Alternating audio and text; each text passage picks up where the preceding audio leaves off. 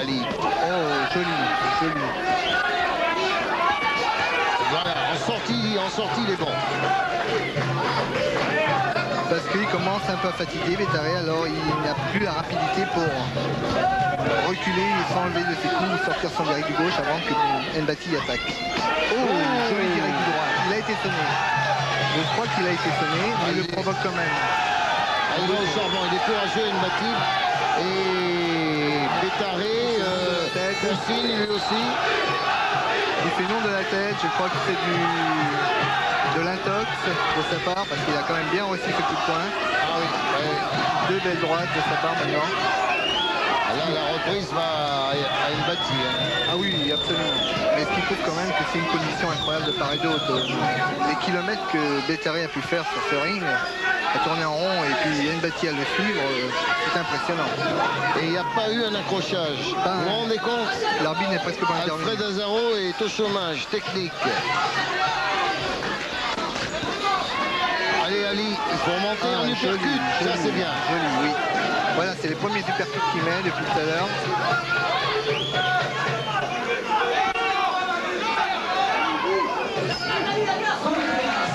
Voilà, remontée de Ali Mbati incontestablement dans cette reprise. Et nous en sommes qu'à la 7e. Il faut croire que la pression se paye. Écoutons. Antoine Farugia. C'est du bluff ça. Ok Ali? C'est du bluff. Hein? Ok? Alors, ça fait pas mal, ça fait pas mal. Il faut y en mettre encore. Dans les 3 rounds, il faut le casser en 3 rounds. Ah d'accord Ali? C'est le 8e. Libère-toi là, hein? 8e. Vas-y, 3 rounds, c'est le 8e. T'as bien compris Ali?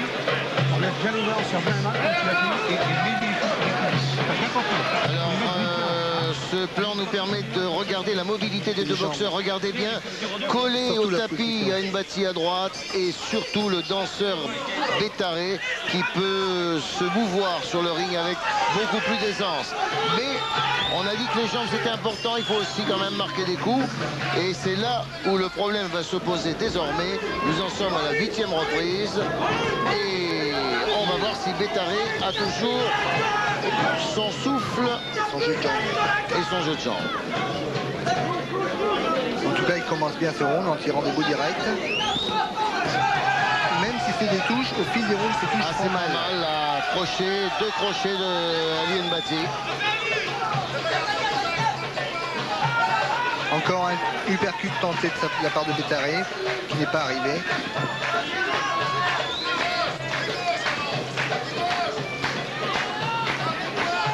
Voilà, bien fait de la part de Bétaré.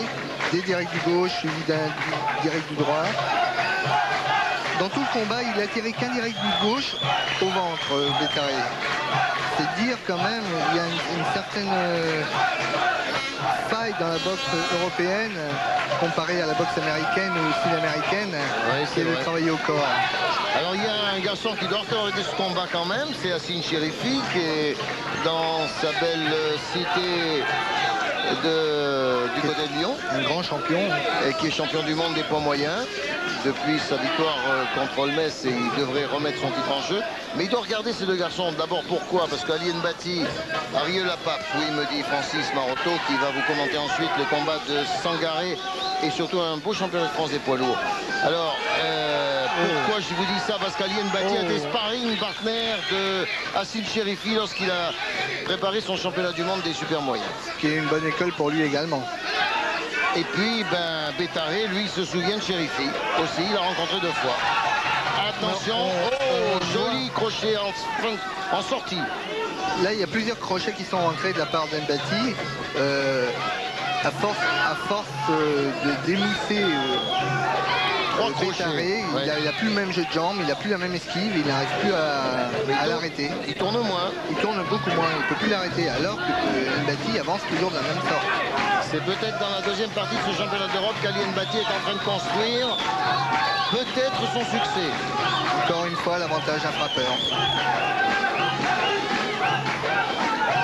Voilà, les directs du gauche n'arrivent plus beaucoup du côté de Bétaré parce que Ali Mbati est beaucoup plus proche maintenant. Et il bouge un peu plus à ceinture que tout à l'heure. Oh, joli crochet du gauche encore. Combien va-t-il pouvoir en encaisser comme ça? Et il manque de précision actuellement, Bétaré. Il n'arrive plus à toucher correctement.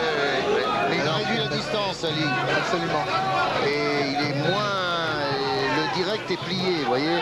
Donc il ne peut plus toucher avec autant d'efficacité. On peut donner cette le coup là. reprise par Ali Mbati. Absolument. La pression et la précision des coups On sont va regarder d'ailleurs ce crochet gauche. d'Ali Mbati dans quel... Regardez ça. C'est assez puissant. Alors tout passe au-dessus, vous voyez. Et Ali Mbati est bien placé maintenant. Oh, joli. Oui, ça fait oui, mal. oui. Ça fait mal. C'est un encaisseur, Bétaré. Il n'y a rien à dire. Qu'est-ce bien, oui, parce que Ali Mbati en a couché quelques-uns depuis. C'est vrai qu'il peut puncher des timbres avec ses points. 24 victoires, 14 KO. Alors. Voilà, regardez.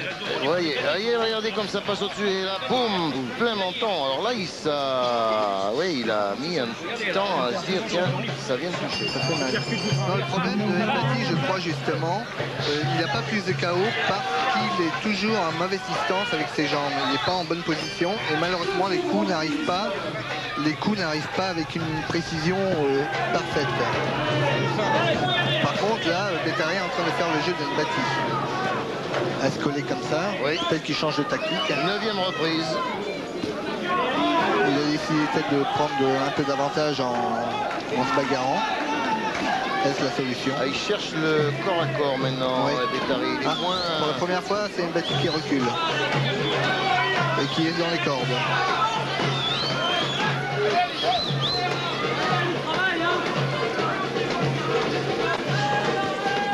Voilà, maintenant nous abordons ce combat avec un face-à-face annoncé, un mano à mano entre Bétaré et Mbati. Joli, même si ça fait pas très mal, regardez c'est quand même il provoque. Ce qui est très bête de la part de Mbati. Attention, c'est important, Fabrice. Là, il y a un règlement de compte à Hockey Corral. Il faut pas qu'il accepte ces petits coups, Mbati, parce que à ce niveau-là du combat, ça fait quand même mal. Ça fait quand même mal. Et une coupure peut toujours arriver. Alors, changement de tactique du côté de Bétaré, c'est incontestable. Il préfère maintenant le face-à-face avec la pression. Tourner. Et il est pas maladroit dans cette affaire. Non, pas du tout. Il sait tout faire, ce garçon. Ça prouve que c'est un boxeur intelligent. Mais face à la puissance d'Mbati, il faut voir. Il faut voir quels sont les coups efficaces, quels sont ceux qui ont véritablement marqué. Parce que Ali Mbati, avec 3 crochets gauche, il marque des points. C'est vrai. Parce que c'est 3 vrais crochets gauche qui arrivent. Et souvent, le téléspectateur ne comprend pas toujours ce qui se passe sur un ring parce que bon... Il voit un boxeur marquer plus de coups et il pense... Oui. C'est ce qui différencie la boxe amateur de la boxe professionnelle. Absolument. Il fait beaucoup de touches, Bétaré, mais Ali Mbati m'a l'air plus efficace. Mais là, attention. Là, c'est pas bon. Non. Là, il le déstabilise. Avec tous ces petits coups, il le déstabilise et il ne sait pas quel va être le coup puissant qui va arriver. Alors, il y a une cohorte de supporters qui sont venus d'Elancourt, accompagnés par le capitaine Malik. Et je peux vous dire qu'ils sont heureux, tous ces jeunes. Jeunes de banlieue. Bétaré s'est réveillé quand même. Ils sont venus soutenir Ali Mbati, qui est un exemple pour eux. Et il mérite. Oh là là, il est fatigué, il est mal. C'est de l'intox qui fait actuellement Mbati. Il cherche le coup dur.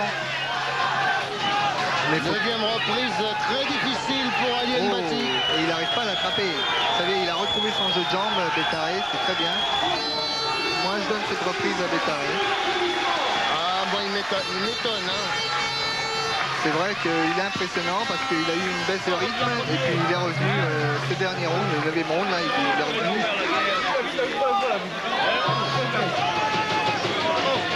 Alors, on va aller. C'est quoi la Ah oui.